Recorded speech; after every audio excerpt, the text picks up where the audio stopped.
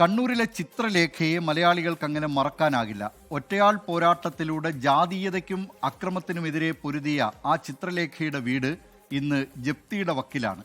കോൺഗ്രസിന്റെ നിയന്ത്രണത്തിലുള്ള കണ്ണൂർ അർബൻ ബാങ്കാണ് ജപ്തി നോട്ടീസ് നൽകിയിരിക്കുന്നത്.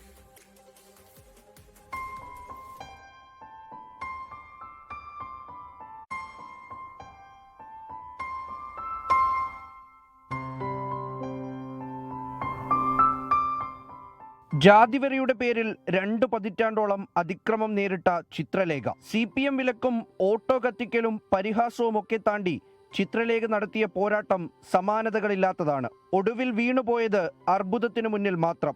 ആ ചിത്രലേഖയുടെ കുടുംബം ഇന്ന് പെരുവഴിയിലേക്ക് ഇറങ്ങാൻ പോവുകയാണ്. കുതിരത്തടത്തെ 5 സെന്റ് ഭൂമി 2016 മാർച്ചിൽ ഉമ്മൻചാണ്ടി സർക്കാർ അനുവദിച്ചതായിരുന്നു.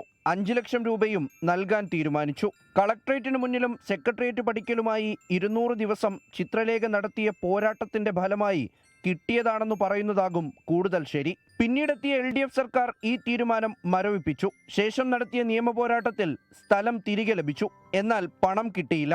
എങ്ങനെയെങ്കിലും വീടുണ്ടാക്കണമെന്ന ആഗ്രഹത്തിന്റെ പുറത്തായിരുന്നു 2016 കോൺഗ്രസ് ഭരണത്തിലുള്ള കണ്ണൂർ അർബൻ ബാങ്കിൽ നിന്നും 5 ലക്ഷം രൂപ കടമെടുത്തത്. കോൺഗ്രസ് എന്ന ചിത്രലേഖയ്ക്കൊപ്പമായിരുന്നു. പാർട്ടി വേദികളിലൊക്കെ അവർ ചിത്രലേഖയെ എത്തിച്ചു. വീട് വെച്ചു നൽകാമെന്നും നിയമസഹായം നൽകാമെന്നും ആവർത്തിച്ചുറപ്പു നൽകി. എന്നാൽ വീട് നിർമ്മിച്ചു നൽകാമെന്ന വാഗ്ദാനം വെള്ളത്തിൽ വരച്ച വര പോലെയായി. എല്ലാ നേതാക്കളും വന്നിട്ട് കേസ് നമ്മൾ ഏറ്റെടുക്കും, നിങ്ങൾക്ക് നമ്മൾ ചെയ്തു തരും, വീട് നമ്മൾ വെച്ചു തരും എന്ന് പറഞ്ഞിട്ട് പോയതാണ്.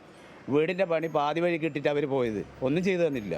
കേസ് അവർ ഏറ്റെടുത്തിട്ട് അവരുടെ KPCC vice president Lali Vincent മേഡാണ് എറണാകുളത്തുള്ളത് കേസ് ഇവരെ ഏൽപ്പിച്ചത്, കോൺഗ്രസ് പാർട്ടി ഏൽപ്പിച്ചത്. എന്നിട്ടും 6 വർഷം ചിത്രലേഖനം നടത്തിപ്പിച്ചു. തുടർന്നും ചിത്രലേഖയ്ക്കും ഭർത്താവിനും നിരവധി പ്രതിസന്ധികൾ തരണം ചെയ്യേണ്ടി വന്നു. ഈ വീടിന് നേരെ ആക്രമണമുണ്ടായി. ചിത്രലേഖയുടെ 2ാമത്തെ ഓട്ടോ കത്തിച്ചത് വീട്ടിന് മുന്നിൽ വെച്ചാണ്. പിന്നീട് ചിത്രലേഖ മരിച്ചു. പലിശയടക്കം 10 ലക്ഷത്തോളം രൂപയാണ് ബാങ്കിൽ അടയ്ക്കാനുള്ളത്. ബാങ്ക് അധികൃതർ കഴിഞ്ഞ ദിവസം ജപ്തി നോട്ടീസുമായി എത്തി.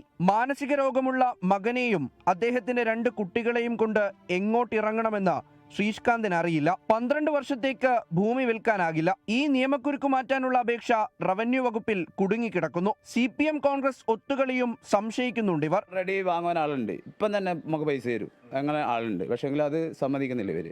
അതും പാർട്ടീൻ്റെ സമ്മർദ്ദം തന്നെയാണ്. അല്ലെ കോൺഗ്രസ് പാർട്ടിയും CPM ആയിട്ട് ഡീലുണ്ടോ എന്ന് അറിയില്ല. അതുകൊണ്ടായിരിക്കല്ലോ നമ്മളോട് ഇങ്ങനെ ചെയ്യുന്നത്. ഇത്ര ഇറങ്ങിപ്പോ ഇത്രയും അവർ ചെയ്ത് തന്നിട്ട് പിന്നെ നമ്മളോട് ഇറങ്ങണം എന്ന് പറഞ്ഞാൽ നമുക്ക് ചെയ്യാൻ പറ്റൂല. നിയമപരമായി മാത്രമാണ് നീങ്ങിയതെന്നാണ് ബാങ്ക് അധികൃതർ പറയുന്നത്. തുക ഇളവ് ചെയ്തു നൽകാൻ തയ്യാറാണ്, എന്നാൽ അവധി നീട്ടി നൽകാനാകില്ല. സമ്മർദ്ദങ്ങളെ അതിജീവിച്ച് ചിത്രലേഖ കെട്ടിപ്പൊക്കിയ വീട് ജപ്തിയുടെ വക്കിൽ നിൽക്കുമ്പോൾ ഭരണപക്ഷത്തിനും പ്രതിപക്ഷത്തിനും ഒരുപോലെ പലതും ചെയ്യാനുണ്ട്. വീട് വിൽക്കാനുള്ള കുരുക്കഴിക്കേണ്ടത് സർക്കാരാണ്. ഒരു കാലത്ത് എല്ലാ പിന്തുണയും സഹായവും നൽകുമെന്ന് വാഗ്ദാനം ചെയ്ത കോൺഗ്രസ് ആകട്ടെ അതിപ്പോഴെങ്കിലും പാലിക്കണം. ലോകത്തെവിടെയായാലും ഏത് സമയത്തും 24 വാർത്തകളും ഓഗ്മെന്റഡ് റിയാലിറ്റി പാക്കേജുകളും എക്സ്പ്ലെയിനറുകളും വിശദമായി കാണാൻ ഞങ്ങളുടെ YouTube ചാനൽ നിങ്ങൾക്ക് സബ്സ്ക്രൈബ് ചെയ്യാം.